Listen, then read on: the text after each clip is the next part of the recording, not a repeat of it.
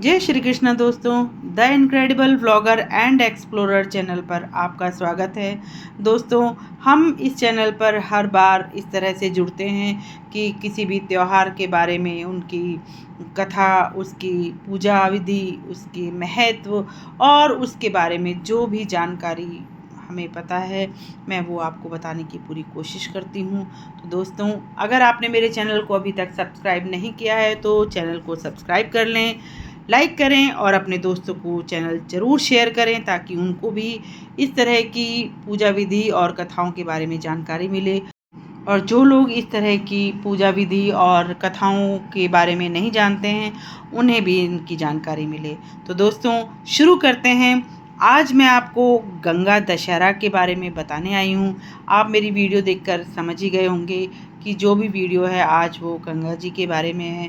गंगा दशहरा कब मनाया जाता है, क्यों मनाया जाता है और उसकी पूजा विधि क्या है और उसकी कथा क्या है, मैं वो आपको सभी विस्तार पूर्वक बताऊंगी। आप सभी मेरे चैनल पर अंत तक बने रहें और इसी तरह से मुझे अपना स्नेह देते रहें। तो दोस्तों, शुरू करते हैं। गंगा दशहरा या गंगा दशमी, यह पर्व ज्येष्ठ की दशमी को मनाया जाता है। यह पवित्र ऐतिहासिक पर्व है। इस दिन पापनाशनी जानवी यानी गंगा जी राजा भगीरथ द्वारा स्वर्ग से उतार कर पृथ्वी पर लाई गई थी, जिसमें मनुष्य स्नान कर कर अपने सभी पापों से मुक्त हो सकता है। तो दोस्तों, अब मैं आपको इसकी पूजा विधि बताती हूँ कि गंगा दशहरा पर किस तरह से पूजा करनी चाहिए और क्या क्या दान देना चाहिए और किस तरह से करनी चाहिए। इसके बाद मैं आपको कथा का भी श्रवण कराऊंगी, उसे भी आप ध्यानपूर्वक सुने। तो दोस्तों, इस दिन प्रातःकाल स्नान कर दूध बताशे चढ़ाने चाहिए। इस दिन गंगा जी को चावल, पुष्प, नवीन वस्त्र, कुमकुम, नैवेद्य, फल, मिष्ठान, नारियल आदि गंगा जी को चढ़ाने चाहिए। एक घी का दीपक जलाकर गंगा जी में प्रवाहित कर देना चाहिए। गंगा में दीपक का प्रवाहित करना दीपदान कहलाता है और दीपदान का महत्व बहुत अधिक माना जाता है। गंगा दशहरा के दिन घर के सदस्यों की संख्या के अनुसार प्रति सदस्य सवा सेर आटे के अनुपात से पूड़ी और चूरमा बनाकर गंगा जी का भोग लगाना चाहिए। इस भोग को ब्राह्मणों में वितरित करना चाहिए। गंगा जी की मिट्टी की प्रतिमा बनाकर उसे धूप दीप अर्पित कर घी के दीपक से प्रतिमा की आरती उतारें। इसके साथ ही शंकर भगवान, ब्रह्मा, सूर्य भगवान, नारायण तथा भागीरथी, हिमालय इत्यादि की भी मिट्टी की प्रतिमा बनाकर इनकी भी विधिवत पूजा करना और इनका भोग लगाना चाहिए। यह पाप नाशक पर्व है। संपूर्ण प्रकार के शारीरिक मानसिक पापों से गंगा दशहरा को स्नान करने से और भक्ति पूर्वक पूजन करने से मुक्ति मिल जाती है। पर स्त्रीगमन, बर्धन हरण, हिंसा इत्यादि शारीरिक पापों एवं कटु वचन, असत्य वचन, निंदा, विश्वासघात, दूसरों का अहित चिंतन, हत्या का विचार करना इत्यादि मानसिक पापों से मुक्ति मिल जाती है। अज्ञानतावश किए गए सभी प्रकार के पापों से भी ज्येष्ठ मास में शुक्ल पक्ष की दशमी को गंगा में स्नान करने से सभी पाप नष्ट हो जाते हैं। तो दोस्तों, ये मैंने आपको इसकी पूजा विधि बताई और इसके महत्व के बारे में बताया। अब मैं आपको कथा का श्रवण कराती हूँ। आप सभी ध्यानपूर्वक कथा का श्रवण करें और फिर से मैं दोहराती हूँ कि मेरे चैनल को सब्सक्राइब करें, लाइक करें, शेयर करें और बेल आइकन दबाना ना भूलें ताकि मैं जो भी वीडियो आपको भेजूं वो सबसे पहले आप लोगों को मिले। तो दोस्तों, शुरू करते हैं गंगा दशहरा की कथा। अत्यंत प्राचीन काल का पौराणिक आख्यान है कि भारतवर्ष में एक महाप्रतापी राजा सगर राज्य करते थे। उनके 60,000 पुत्र थे। राजा सगर का राज्य बहुत ही बड़ा था। उन्होंने अश्वमेध यज्ञ करने का निश्चय किया। राजा सगर ने अश्वमेध यज्ञ के लिए घोड़ा छोड़ दिया। राजा को अश्वमेध यज्ञ के लिए उद्यत देखकर इंद्र को यह आशंका हुई कि राजा इंद्र पद प्राप्ति के लिए संभवतः अश्वमेध यज्ञ कर रहे हैं। ऐसा विचार कर इंद्र ने निश्चय किया कि राजा का यज्ञ पूरा न होने दिया जाए, और तब इंद्र ने अश्वमेध यज्ञ के निमित्त छोड़े गए घोड़े को चुरा लिया और उस घोड़े को कपिल मुनि के आश्रम में छिपाकर बांध दिया। इंद्र ने जब चुराए हुए घोड़े को कपिल मुनि के आश्रम में बांधा, उस समय कपिल मुनि समाधि में थे। उन्हें इंद्र के कार्य का कोई ज्ञान नहीं था। अश्वमेध यज्ञ का घोड़ा खो जाने से राजा सगर चिंतित हुए। उन्होंने अपने पुत्रों से यज्ञ के घोड़े को ढूंढ निकालने के लिए कहा। राजा सगर के 60,000 पुत्रों ने यज्ञ के घोड़े को तत्परता से तलाशना शुरू कर दिया। वे घोड़ों को ढूंढते ढूंढते कपिल मुनि के आश्रम में पहुंच गए। वहां राजा सगर के पुत्रों को घोड़ा बंधा नजर आया। उन्होंने सोचा कि घोड़ा कपिल मुनि ने ही बांधा है। राजा के लड़के वैसे ही उच्छल थे। उन्होंने परिणाम पर विचार किए बिना ही कपिल मुनि को बांधना प्रारंभ कर दिया। राजा सगर के पुत्रों की इस क्रिया से कपिल मुनि की समाधि भंग हो गई। वे क्रोधित हो उठे। कपिल मुनि ने क्रुद्ध होकर अपने तप के बल से राजा सगर के 60,000 पुत्रों को भस्म कर दिया। उधर राजा सगर अपने पुत्रों को लौटने की प्रतीक्षा कर रहे थे। दीर्घ काल व्यतीत होने के पश्चात भी जब सगर पुत्र नहीं लौटे तो राजा सगर को चिंता हुई। वे अपने अंगरक्षकों और विशेष वीरों को अपने साथ लेकर अपने पुत्रों को ढूंढने निकले। अपने पुत्रों को खोजते हुए राजा सगर कपिल मुनि के आश्रम में भी पहुंचे। वहां राजा सगर ने कपिल मुनि से अपने पुत्रों के विषय में बताने का निवेदन किया। इस पर कपिल मुनि ने संपूर्ण वृतांत राजा सगर को बता दिया।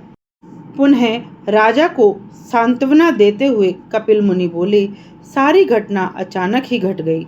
बलपूर्वक मेरी समाधि भंग की गई। इससे मैं क्रोधित हो उठा और उसी के परिणाम स्वरूप यह अनर्थ हो गया। राजा सगर ने कपिल मुनि से कहा, इनके पुनर्जीवन अथवा आत्म शांति का कोई उपाय बताएं ताकि मेरा मन संताप नष्ट हो और इनकी आत्मा को शांति मिले। कपिल मुनि बोले, भगवान विष्णु के चरणों से निकली हुई गंगा जी जो इस समय ब्रह्मा जी के कमंडल में स्थित है, उन्हें किसी प्रकार पृथ्वी पर ले आओ तो तुम्हारे पुत्रों की राख गंगा जी में विसर्जित किए जाने से ये पुनः जीवित हो सकते हैं और इन्हें मोक्ष की भी प्राप्ति हो सकती है। राजा सगर ने कहा, पुनर्जीवन से मोक्ष अधिक श्रेष्ठ है। अतएव अपने पुत्रों को मोक्ष प्राप्ति हेतु मैं गंगा जी को पृथ्वी पर जरूर लाऊंगा। इसके लिए मैं कठोर से कठोर तप करूंगा। ऐसा निश्चय कर सम्राट सगर घनघोर तप में लीन हो गए। राजा सगर का असाधारण तप देखकर ब्रह्मा जी ने अपने कमंडल में स्थित गंगा जी से राजा के आग्रह पर पृथ्वी पर जाने के लिए कहा। गंगा जी ने कहा, मेरी मृत्युलोक में जाने की कोई इच्छा नहीं है। मृत्युलोक में अपना कष्टमय भविष्य स्पष्ट दिख रहा है। मैं मृत्युलोक में नहीं जाऊंगी। राजा सगर ने बहुतेरी तपस्या की, अनेकों युक्तियों का प्रयोग किया, पर वे गंगा जी को पृथ्वी पर लाने में सफल नहीं हो सके। राजा सगर के पश्चात उनके उत्तराधिकारी भी तपस्या कर गंगा जी को प्रसन्न कर पृथ्वी पर लाने का प्रयास करते रहे, किंतु किसी को भी अपने प्रयास में सफलता नहीं मिली। लेकिन उन्होंने तपस्या कर गंगा जी को प्रसन्न करने का प्रयास पीढ़ी दर पीढ़ी जारी रखा। आगे चलकर सगर के ही वंशज भगीरथ ने हिमालय पर्वत पर जाकर घनघोर तप द्वारा ब्रह्मा जी को प्रसन्न किया। भागीरथ की तपस्या से प्रसन्न होकर ब्रह्मा जी प्रकट हुए और उन्होंने भागीरथी से वर मांगने को कहा। भागीरथी ने कहा, प्रभु, अपने कमंडल में स्थित गंगा जी को पृथ्वी पर भेजने की कृपा की जाए, जिससे मेरे पूर्वजों की अस्थि अवशेषों का उद्धार हो तथा विश्व का कल्याण हो। ब्रह्मा जी बोले, हे राजन, तुम्हारे आग्रह पर मैं गंगा जी को पृथ्वी पर भेजने के लिए प्रस्तुत हूँ, किंतु समस्या यह है कि गंगा जी को कौन संभालेगा। राजा भगीरथ ने कहा, इस समस्या का निवारण भी आप ही करेंगे। इस पर ब्रह्मा जी ने कहा, आप किसी भी प्रकार शंकर जी को प्रसन्न कर इस बात के लिए सहमत करें कि वे गंगा जी को धारण करने के लिए प्रस्तुत हो जाएं, क्योंकि शंकर जी ही गंगा जी को संभाल सकते हैं। इतना कहकर ब्रह्मा जी चले गए। भागीरथ पुनः शंकर जी को प्रसन्न करने के लिए कठिन तपस्या करने लगे। अंत में भागीरथ की कठोर तपस्या से प्रसन्न होकर शंकर जी भी प्रकट हुए और बोले, हे राजन, तुम्हारे कठिन तप से प्रसन्न होकर मैं प्रस्तुत हुआ हूँ। अब तुम वर मांगो। भागीरथ ने कहा, भगवान विष्णु के चरणों से उत्पन्न हुई गंगा जी इस समय ब्रह्मा जी के कमंडल में स्थित हैं। उन्हें पृथ्वी पर लाने की मेरी अभिलाषा है, किंतु गंगा जी के असाधारण वेग के कारण ब्रह्मा जी ने कहा है कि यदि आप गंगा जी को संभालने के लिए प्रस्तुत हो जाएं, तो मैं उन्हें पृथ्वी पर भेज सकता हूँ। अतएव हे प्रभु, आप गंगा जी को संभालने की स्वीकृति देने की कृपा करें। शंकर जी बोले, मैं गंगा जी को संभालने के लिए प्रस्तुत हूँ। आप ब्रह्मा जी से कहें कि वे गंगा जी को पृथ्वी पर भेजें। शंकर जी द्वारा स्वीकृति प्राप्त होने पर भगीरथी ने हाथ जोड़कर ब्रह्मा जी को आत्मनिवेदन किया कि शंकर जी गंगा जी को संभालने के लिए सहमत हैं। आप कृपया कर गंगा जी को पृथ्वी पर भेजें। भगीरथ द्वारा निवेदन किए जाने पर ब्रह्मा जी ने गंगा जी को प्रस्थान प्रेरित छोड़ दिया। तत्काल ही भयंकर गर्जन तर्जन की कर्ण भेदी ध्वनि के साथ गंगा जी वेग पूर्वक पृथ्वी की ओर चल पड़ी। गंगा जी के भयंकर वेग और कर्ण भेदी ध्वनि से भागीरथ को ऐसा प्रतीत हुआ कि गंगा जी का वेग शंकर जी नहीं संभाल पाएंगे और गंगा जी शंकर जी सहित पाताल प्रवेश कर जाएंगी। लेकिन कुछ ही देर में सब कुछ शांत हो गया और गंगा जी शंकर जी की जटाओं में समा गईं। ऐसा देखकर भगीरथ संतुष्ट हुए और आश्वस्त हुए। पुनः उन्होंने विनम्र वाणी में शंकर जी से कहा, प्रभु, अब धीरे धीरे गंगा जी को पृथ्वी पर छोड़ने की कृपा करें। भगवान शंकर ने अपनी एक जटा खोली, जिसमें गंगा जी की 3 धाराएं निकली। एक आकाश को चली गई, दूसरी पाताल को और तीसरी पृथ्वी पर रह गई। अब शंकर जी ने भगीरथ से कहा, आप अपने रथ पर बैठकर आगे आगे चलें, गंगा जी भी पीछे पीछे आपका अनुसरण करती हुई चलेंगी। भागीरथ अपने रथ पर बैठकर आगे आगे चल पड़े और पीछे से गंगा जी भी बहती हुई चली। सर्वप्रथम कपिल मुनि के आश्रम में पहुंचकर गंगा जी की जलधारा का 60,000 सगर पुत्रों की भस्मी और अस्थियों से स्पर्श कराकर उन्हें मुक्ति दिलाई। उस ऐतिहासिक दिवस से लेकर आज तक गंगा जी बराबर पृथ्वी पर बहते हुए लोक कल्याण कर रही हैं। तब से लेकर अब तक गंगा जी बराबर मनुष्यों के रोग निवारण, पाप निवारण और जीवन की रक्षा की भूमिका निभाती आ रही हैं। धन्य थे तपस्वी सम्राट सगर और महान शंकर जी। गंगा जी का लोक कल्याण योग भी धन्य है।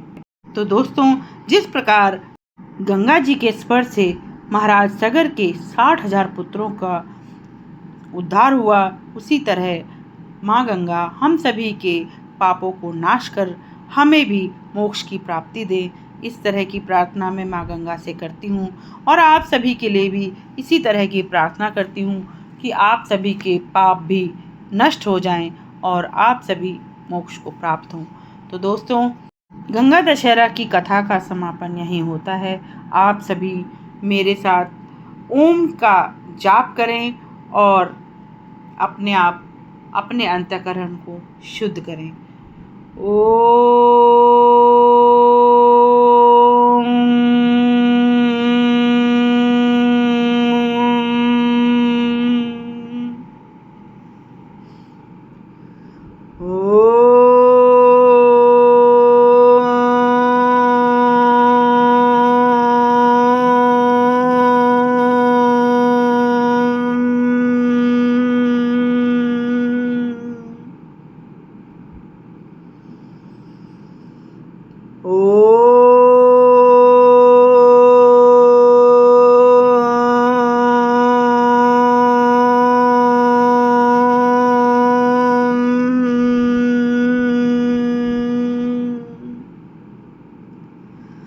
जय श्री कृष्णा दोस्तों।